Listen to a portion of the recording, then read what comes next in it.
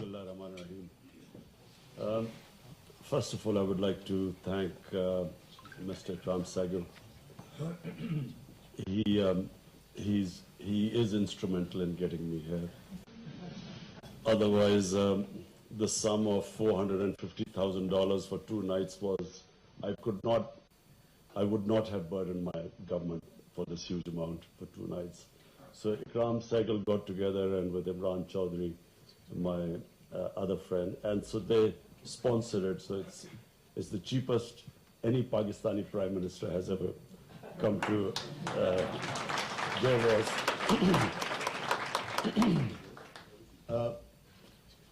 But even before this, Ikram always invited me because he wanted Pakistan's point of view to come across to the international audience, and especially Davos, where you have world leaders in business and economy and political leaders.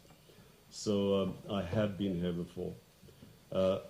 And I always found that this is, Davos is such a gathering of people. Normally you would sort of meet such people over a period of 6 months, a year, traveling around. But here in one place, you tend to meet people, who you can learn from, who you can interact with. So, Ikram, thank you very much for inviting me here and being a partial sponsor of my visit. Let me just, first, just a brief thing about myself, so you understand how what my motivation is and how I function. There were far more talented cricketers than me when I started my cricketing career. And when I started, a lot of people were skeptical. I was dropped after my first test match I played, and I was butt of all the jokes of the cricket team. And then it took me 3 years to get back into the team. And then, I, like anyone who competes at that international level, you learn probably the most valuable lesson which any human being can learn in order to succeed in life. And that is the ability to face the bad times. What decides how much a human being will fulfill his potential in life depends upon his ability to face the bad times. Because problem is very talented, educated people with much greater potential than me. I found that the reason why they could not achieve their potential in life because they could not face the bad times. People gave up. An easy, comfortable life is a disaster for human potential.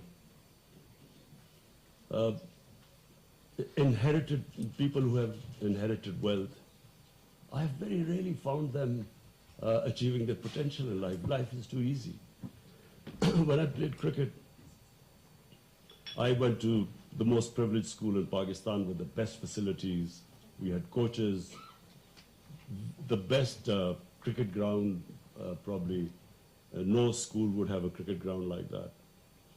But the boys from my school could not compete with those boys who played in the streets, who played under the lights. Our boys could not compete with them because they did not have the hunger. They did not have the drive. And it's that drive that actually propels people to achieve their potential. I built this university in Pakistan, the first private sector university in a rural area. And I built it with one intention, that the underprivileged people who had no chance of having higher education, they must be given an opportunity. The university I built was affiliated with Bradford University in England because I was the chancellor of Bradford University. So we affiliated it with that university. The boys who studied, and girls who are studying in Namal University come from poor backgrounds. 75% from Urdu, 80% Urdu medium schools. studying an English university degree. And first year they struggled. We used to have to teach them English, to give them foundation course. They struggled the first year. Second year they sort of stabilized. And in Bradford University, the average first divisions are about 12%, 13% maximum. In Namal University, the same Bradford University degrees, examined by Bradford University professors, they got between 55 to 60% first divisions. Poor background people who didn't even have strong basics because they had greater motivation. They had greater hunger. So in sport, I learned how to compete. And the valuable lesson, face the bad times. So I give you an example. Once we got thrashed by India. We went to India to play a series. We got thrashed. So now the team is on the way back to Pakistan. And what is the discussion going on in the dressing room? How to get to Pakistan in the middle of the night so that there would be no one at the airport. When we arrived at the airport at 4 a.m. in the morning, the custom people made us stand there for 2 hours, confiscated everything, and they made sure that it was light enough so that when we got out, the taxi drivers sort of gave us hell. And yet at the same airport, I arrived 7 years later, having beaten India. And we never even made it to the customs. There were 150,000 people at the airport to receive us. So you see, when you have these ups and downs in life, the most valuable lesson, you never lose your head when you go up, and you know the dynamics of coping with the bad times. So the difference in my philosophy. I was 9 years old when I wanted to be a test cricketer. I watched my first cousin. My mother took me to this match in Lahore. He scored a century against England. And I looked at him and I said, I want to be a test cricketer. And it never occurred to me that I would never become a test cricketer. I always thought it was a matter of time. I never realized the struggle I had to go through. Similarly, when my mother died of cancer, I didn't realize there's not a cancer hospital in Pakistan. And then I realized that, I could take my mother out for cancer treatment. What happened to the 95% of the people in the country? So that's when I decided I would build a cancer hospital. I have to confess I was never much of a charity type of a guy. I was not into really giving people, because basically the philosophy of professional sport is that there are no prizes for coming second. You do not have compassion for the losers. So it was actually watching that pain that I decided, watching my mother suffer, I decided I wanted to build this hospital. And I'd never realized how difficult it would be. 4 years of running around, I wasn't getting anywhere. And then Mr. Razak Daud is sitting here. He was on the board of governors, and he knows the meeting. We called 20 doctors of Lahore, top doctors, and said, look, how do we go about building this cancer hospital? And this is after 4 years of running around like a headless chicken. And out of 20, 19 said you can't build a cancer hospital in Pakistan. And one said that you might be able to build it, you cannot give free treatment to poor cancer patients because it's very expensive treatment. So, my dream was to build a hospital. And so what I went through, the things I had to do, was the greatest learning experience in my life. And eventually when we built the hospital, just to give you an idea now, the hospital was built in 700 million rupees. The annual loss the hospital suffers for treating 75% of the cancer patients free, which was my dream, It wasn't just the dream of building a hospital. It was that poor people should get free treatment. The annual loss is 10 billion rupees.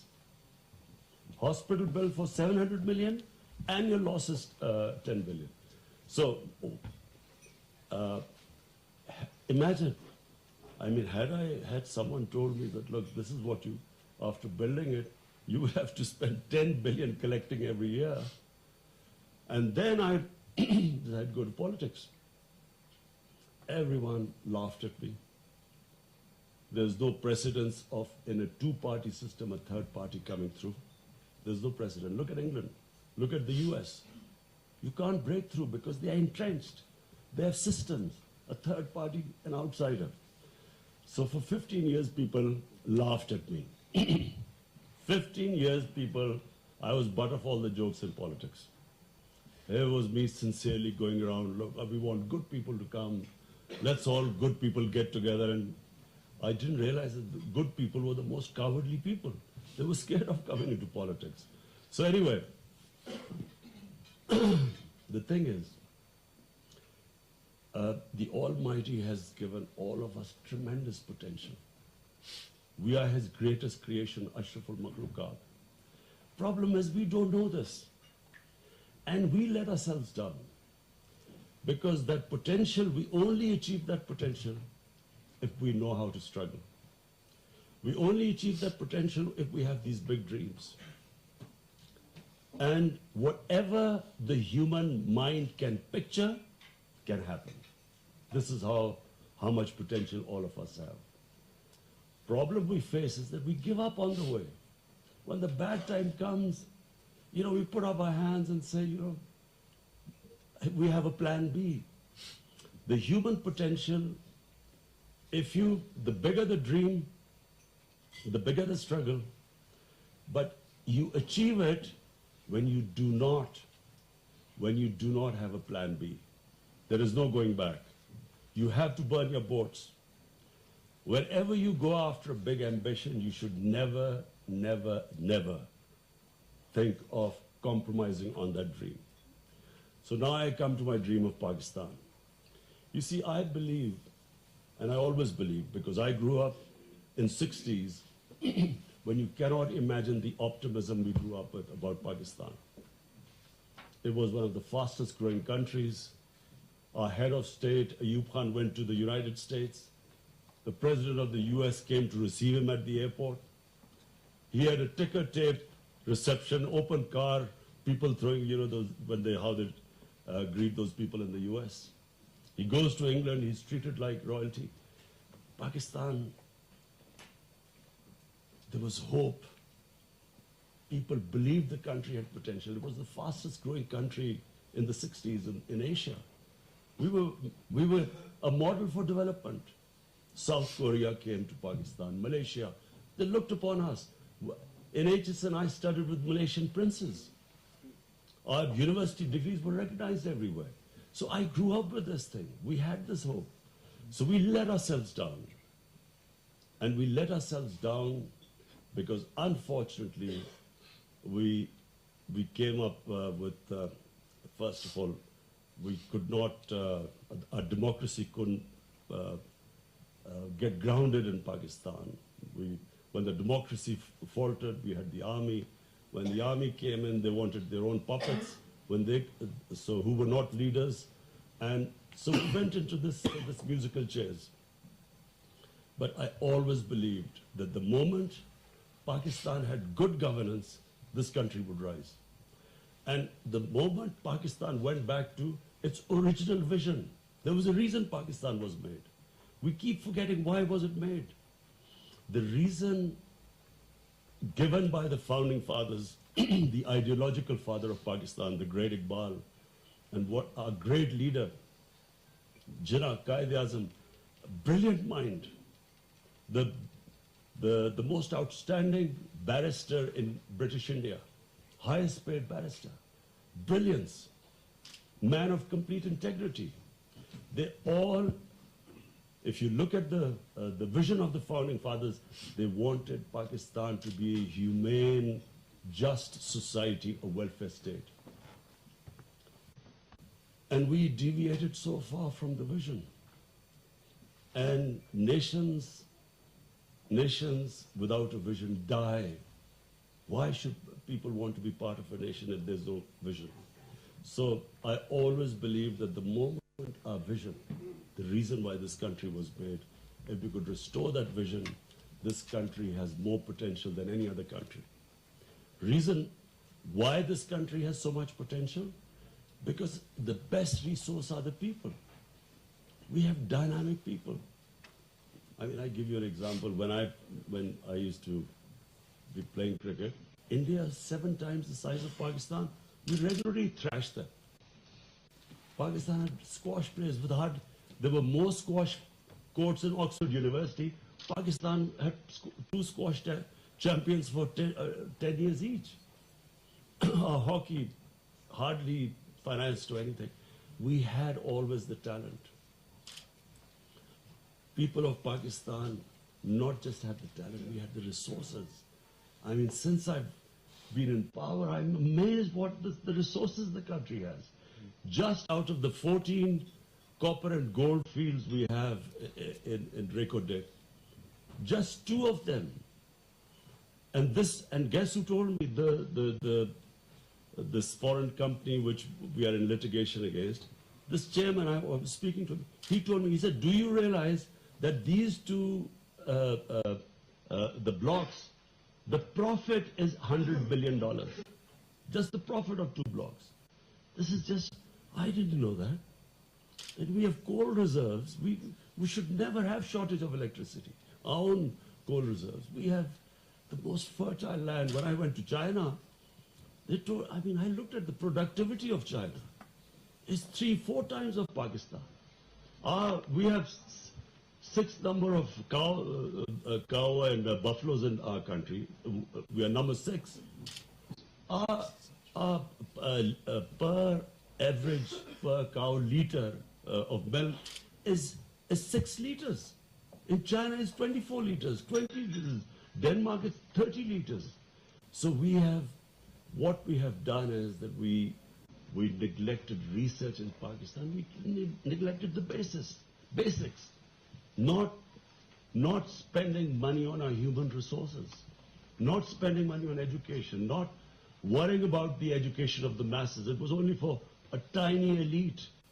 Which country does it that only 800,000 children go to English medium schools? 3.3 million children in Urdu medium schools. 2.5 million children in Dini madrasas. No one paid any attention to it. So, now, my vision of Pakistan. We need to return to make it into a welfare state, inclusive development. Our whole idea is now that after the 60s is the second government which is going to spend money on industrialization. We are giving incentives, encouragement. We want to promote industrialization because that will create wealth, and from that wealth creation we want to spend money on the bottom tier of our society. So we have already, despite limited resources, we have the most ambitious poverty alleviation plan called ESAS. I mean, we have allocated in very difficult times 190 billion rupees, the highest amount ever for poverty alleviation. My belief is that if we can concentrate on the bottom section of our society, the government facilitates investors, industrialists, makes it easy for them to do business. In our first year, we have gained 28 places in ease of doing business.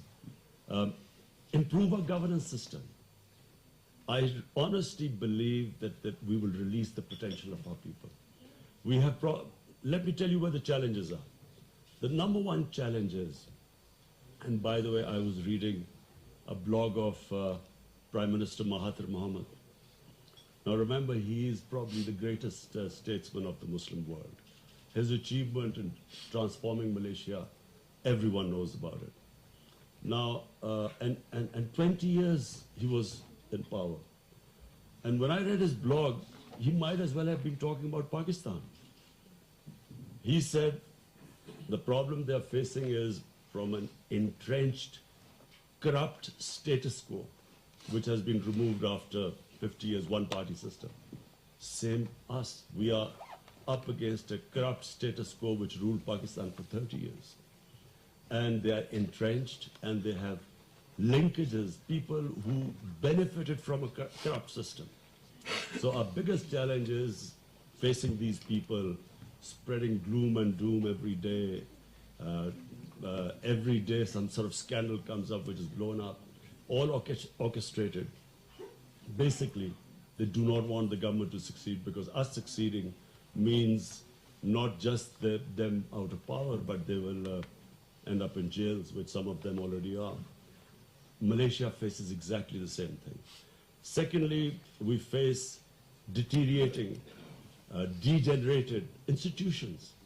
What corruption does, number one thing, what the corrupt do is they destroy state institutions, because that's the only way they can make money. If I want to make money, I have to hamstring all institutions that dispense justice. So that's a big problem. You can destroy state institutions very quickly, but to restore them takes time. So we are in the process. It's a slow process, but gradually, we institution by institution, we are restoring them. The other problem we face are these huge debts accumulated by the previous government. Our first year, the total amount of tax we collected, which was 4 trillion, 2 trillion went to debt servicing. How do you fund health, education, everything when you just are left with this small amount of tax collection? This year we have to, our debt servicing is 3 trillion. The other problem we face is actually the biggest challenge is the energy sector. We have this huge circular debt in electricity. And because of this, which is almost, I think, 1.5 trillion, 1.7 trillion. A 1.7 trillion circular debt means every year we have this huge interest on this debt.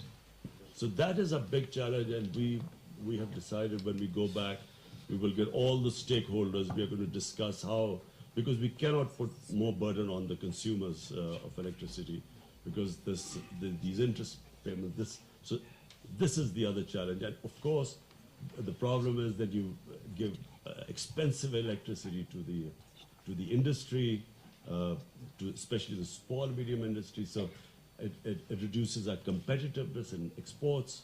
So this is a big challenge. The direction we have taken is industrialization, which means wealth creation. Secondly, export-oriented growth. So far, our problem have been that our growth rate goes up, and then we have a bit of a boom, and then we go bust, because we then end up with a big current account deficit, and then we have to go to the IMF. This time, what we're trying to do is, the big difference is export-led growth. And so this change, of course, is quite painful, because the growth rate has to come down. You know, people are hurting in Pakistan. As I keep mentioning, I've never faced so much abused and hammered so much in the media as I have in the past one and a half years. Being in public, I for 40 years used to criticism, because you know, when you lost, you knew what you were in for. When you won, but this 1.5 years has been exceptional. I really had to develop a very thick skin. In fact, thank God, mercifully, you know, I know that all the dynamics of bad times. So the first thing you do is do not read the newspapers.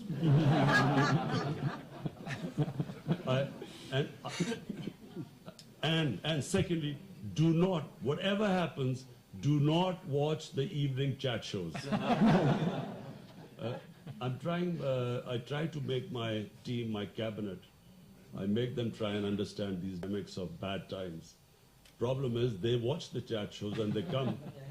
I watch them in cabinet meetings, all shell-shocked, sitting there. So anyway, don't worry, I'll get them on the same page soon. But we have to. the situation which Pakistan is, where you have this huge interest payments on these debts. Secondly, not very functional state institutions.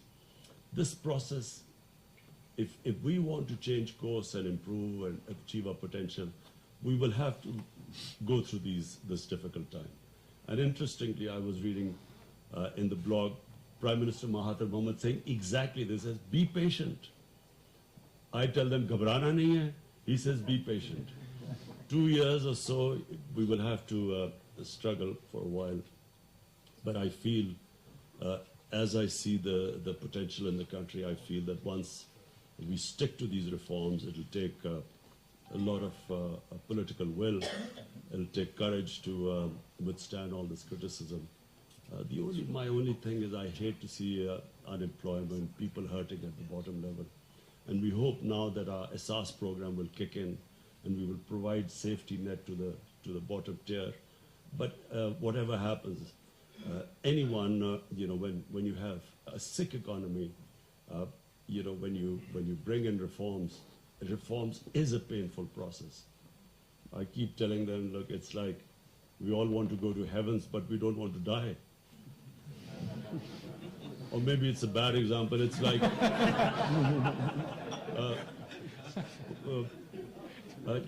we want to cut out the tumor, but we don't want the operation or feel the pain of the operation. So it is going to be difficult. But I do feel that we have, the first year has been, in my opinion, we have done remarkably well in the sense that our current account deficit, which is the one biggest thing, anyone looking into an economy of a country, the one thing they look upon is your current account. Is it a deficit or a surplus? Surplus means you're well. Deficit means you've got problems. So we reduced it by 75% in the first year, which I think is a great achievement. And that is reflected in the rupee stabilizing, in fact, gaining a little bit. It reflected in the stock market now, which has regained all what it lost. And it's reflected in investment, foreign investment. In the last 1 year, we had 200% increase in the foreign investment. So the direction is right. But I still feel that, we have a struggle ahead. But I'm an optimist, and I think we are on the right track, and I see good times ahead for Pakistan.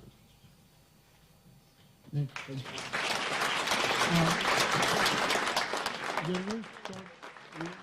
We're short of time, so we're going to have only a few questions.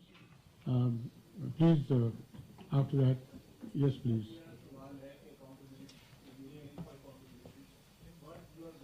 Please identify yourself, Abid sir. Abid sir, please identify yourself and then ask the question.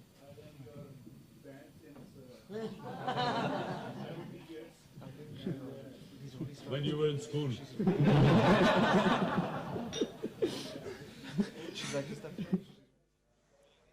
वज़ीर-ए-आज़म Imran Khan Pakistan breakfast at Davos की तकरीब से खिताब कर रहे थे और हम कारोबारी शख्सियात इस तकरीब में मौजूद हैं और अपनी गुफ्तगू के दौरान जो वो कारोबारी शख्सियात से कर रहे थे उनका ये कहना था कि डावोस एक ऐसा फोरम है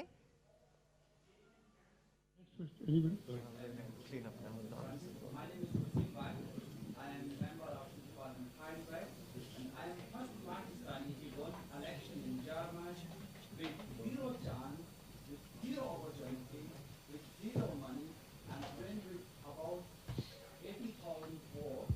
My question is, Pakistan always the past ऐसी प्लानिंग है कि जो दुनिया में जो भी पाकिस्तानी जो इस एबिलिटी रखते हैं कि वो ऐसे नेटवर्क में आए वो पाकिस्तान के लिए मेरा ख्याल ये है तो वो बहुत ज़्यादा काम कर सकते हैं हम क्या गवर्नमेंट का ऐसा प्लान है तो जो बाहर ऐसे लोग हैं उनकी नेटवर्क में एक ऐसा एक चेन बनाए जिसमें वो मैं इसका सिर्फ जवाब दे दूं आपके लिए the greatest resource of Pakistan are the overseas Pakistani. Some of our best minds, some of our best professionals, some of our best entrepreneurs are sitting outside Pakistan. And what we are trying to do is to create that environment for them to come back. some of them are already back. My finance minister was somewhere in Egypt, where I don't know where you were, Dubai. The other, Raza Bakr, our State Bank president, was in Egypt working for IMF. There's Tania, who was in Singapore, Google. So we already have attracted overseas Pakistanis. And we will keep creating that environment for them to come back, because they are our best resource. And I always believe that once, as we are making it easier and easier for people to do business, the cleaner governance we give our overseas Pakistanis, the highest amount of foreign investment, I believe, will come from overseas Pakistanis, small businesses, small industries. I believe that that will be our biggest strength, which will create employment in the country. Yes, please. Yes.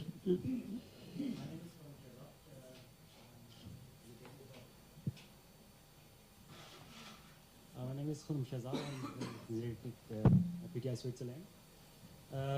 My question is, first of all, sir, thanks a lot for representing us over here at Davos. Ask the question, please. As Pakistan's Prime Minister, that's a pride for us. My question is there a plan for the government? Because your vision is clear. You want to make Pakistan a welfare state. You want to make it a social welfare state as well. The strategies are in place. You have new programs which are in place. But what we lack is the implementation on ground. It's the practical implementation of these policies. That is something which you are lacking. So is there a comprehensive plan to make it show? Because there's a lot of dissatisfaction amongst the masses in Pakistan as well, and in the overseas communities which we are representing. Look, I repeat that, when you are going through a process of reforms, and specifically institutional reforms, you cannot hope that one institution, the moment the government changes, it improves. Especially in our case, where it's the first time PTI has been in power at the federal government level. So therefore, it is a slow process.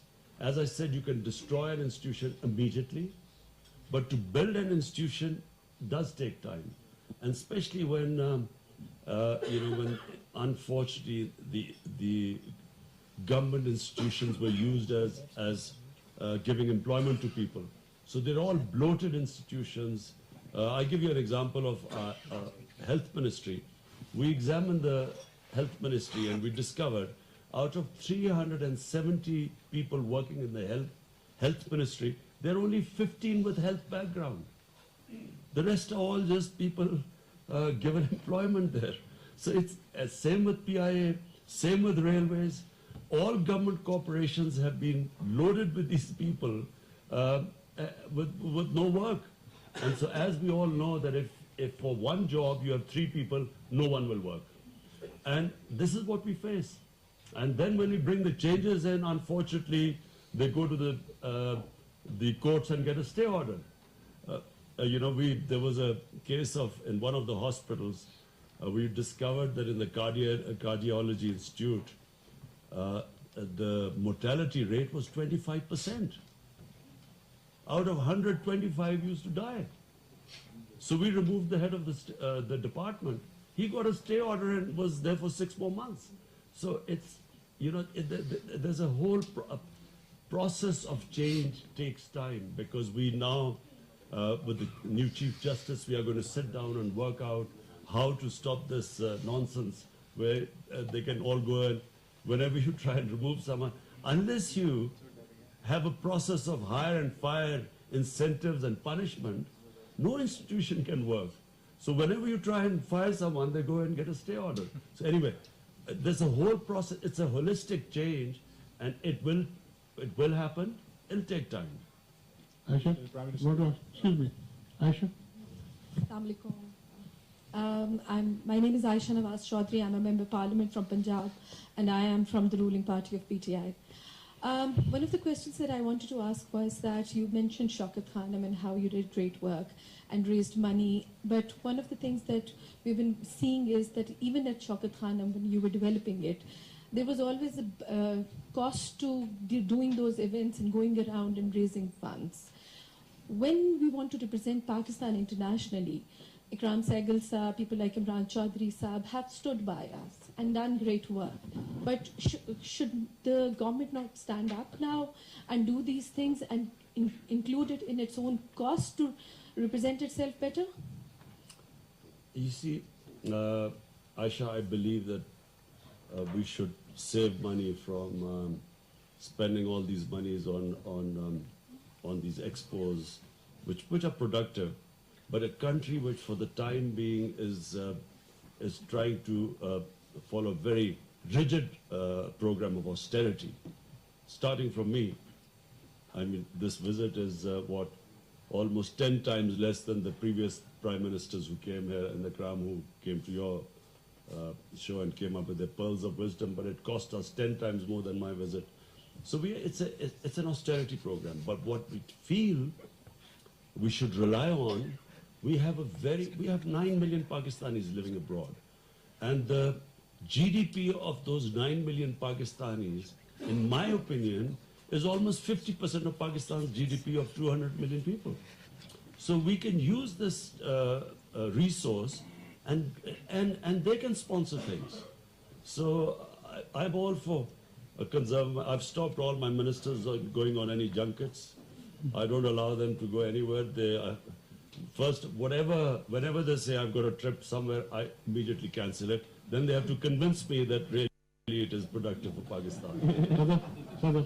I'm Sadaf Abid. I'm a social entrepreneur. Pakistan has under 26% women in its formal economy. IMF has calculated gender parity would add 30% to the GDP. So what I'm interested in knowing is how are you, in your capacity, increasing women's inclusion? Because when women grow, we will all benefit and Pakistan will prosper. Absolutely, not just women and the Lord. You see, what is the Chinese model? Chinese proved to us that if you raise the bottom people, if you raise the standard up, that's real prosperity. In our case, unfortunately, the skewed development where a tiny rich people have a lot of money, and there's this bottom sea of poverty. It doesn't work. No country, in my opinion, can ever prosper with this sort of skewed development. So our SAS program specifically targets women. You have to see it. It's a very comprehensive program developed for rural women, poor women, loans for them, how to graduate them, how to raise the level of income, how to get them this mobile phone, give them apps so that they're empowered by directly the money comes to them. You know, so we've gone a great length to make sure that, you know, our women, especially the women at the bottom of the social ladder, how we can raise them up. Imran?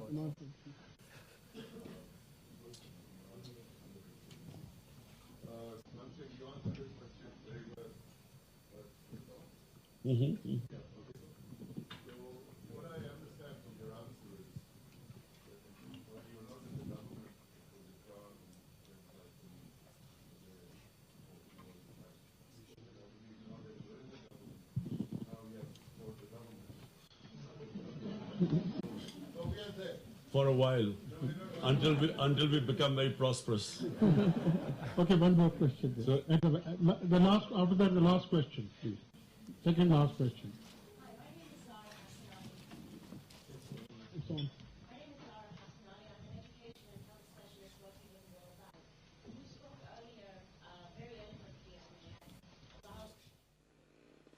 वज़ीर-ए-आज़म Imran Khan DeVos में मौजूद हैं। Pakistan business breakfast at Davos की तकरीब से खिताब कर रहे हैं और पाकिस्तान की डेवोस की अहम कारोबारी शख्सियात भी यहाँ पर मौजूद है। सवालात किए जा रहे हैं जिनके जवाब वज़ीर-ए-आज़म इमरान खान इस वक्त दे रहे हैं। और आपको ये बताएं कि डेवोस एक ऐसा फोरम है जहाँ मुख्तलिफ ममालिक के लोग एक दूसरे से इंटरेक्ट कर This is probably not the forum, but I would like you to, in fact, it'll be on our website. We will give you the details of our SAS program. It is one of the most comprehensive programs. The bottom tier, how we are directly giving them cash, then how to graduate them to a high level, the sort of instruments we are using to raise their productivity, rural women in urban, giving them loans for startups. So we have a whole range of things now. The whole idea is this bottom tier of our society, and specifically women. Last question. One last question. That's it. Yes, please. Prime Minister Adnan Hassan, nice to see you and hear you again. We don't have time. Last I'll have question. to Just go on. please. The Pakistani people are resilient but are impatient. And the problems that you've inherited haven't just happened recently, they've taken multiple generations. How do you teach us to be patient as reforms kick in? It's exactly what Mahathir Mohamad keeps telling Malaysia: be patient. You know, you see, it is. I have to say that it has, as I said, it has been the most difficult 15 months of my life. I have never experienced so many problems on multiple fronts. It's not just one issue. It is just firefighting on so many different fronts. The main thing was, of course, the stabilization of economy. We were worried for a time that we would default on our loans, and the scenario of a default is just it's the ultimate nightmare scenario. So we faced these very difficult times, but then there were all these other problems because, you know, there's a neglect of state institutions. Then we have people at the bottom level. Then the education system, I mean, then the government corporations which are bleeding. So it wasn't just, it's not facing problems in one domain. But what I feel is that we are getting ready to give people a comprehensive roadmap now.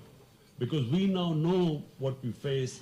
We'll prioritize the problems and the solutions. And we are going to come up with a roadmap telling people that, look, these are the challenges we face. This is how long it will take for us to get out. But there's hope at the end, light at the end of the tunnel, because Pakistan actually is a very rich country. I've looked at the other countries. The resources Pakistan has, just one area, tourism. I mean, just imagine Pakistan's, I look at these wonderful mountains here in Switzerland, but I am probably the only Pakistani politician who's been all over Pakistan. Just our northern areas, just the northern areas of Pakistan are twice the size of Switzerland. And the scale of those areas, Switzerland just cannot compete with it. No one knows about it. No one knows about, only now people are discovering, you know. In Condé Nast magazine, Pakistan is now considered the most exciting tourist destination. Why? Because what has happened is we haven't done anything. This mobile phone has done everything. People go on holidays, they take pictures, they put it on their Facebook, and people suddenly, is this Pakistan? And so in 1 year, tourism doubled in Pakistan. 1 year. Just by the mobile phone. So we have not, this is the first time we are concentrated on the tourism sector. Imagine, just to give you the sort of potential we have beach tourism, probably one of the best on the coast, one of the best beach tourism. We have lagoons, totally untouched. We have one of the ancient civilizations, the Indus Valley civilization, 5,000 years old. We have 4 religions have some of the most sacred sites in Pakistan. Buddhism, Sikhism. For Sikhs, Makkah and Medina is in Pakistan. I didn't even know that. Hinduism, Sufism, the greatest Sufi sites. And then, of course, the northern areas. But no one knows about it. So now, for the first time, we are working out how to sell Pakistan to the tourists. Imagine Malaysia makes $20 billion from tourism. It only relies on beach tourism.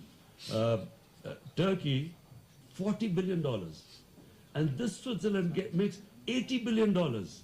Our total exports are $24 billion. So imagine the potential we're sitting on. I'm just talking about one. I'm not talking about the minerals. I'm not talking about if we just double our agricultural productivity, where the country can go, about our export. our linkages with China, CPEC, special economic zones, China wanting to relocate the industries because our labor is now much cheaper into. So, I mean, the country is, you know, possibilities are the sky, and I'm not just a born optimist. Since I've been in power, I realize, you know, we are sitting on a gold mine, and inshallah, this country has great times ahead. Thank you. I'd like to sum up, please. First of all, Prime Minister, thank you for being here. Thank you for believing in a private-public partnership that you've made a small committee. I'm grateful to Imran. I'm very grateful to Zulfikar Bukhari. And, of course, person who's not here, you've never seen. We all set it together. And obviously, we got it down to $68,000, I believe. Right? No. And 68,000. The previous two ones were $500,000. One was $600,000.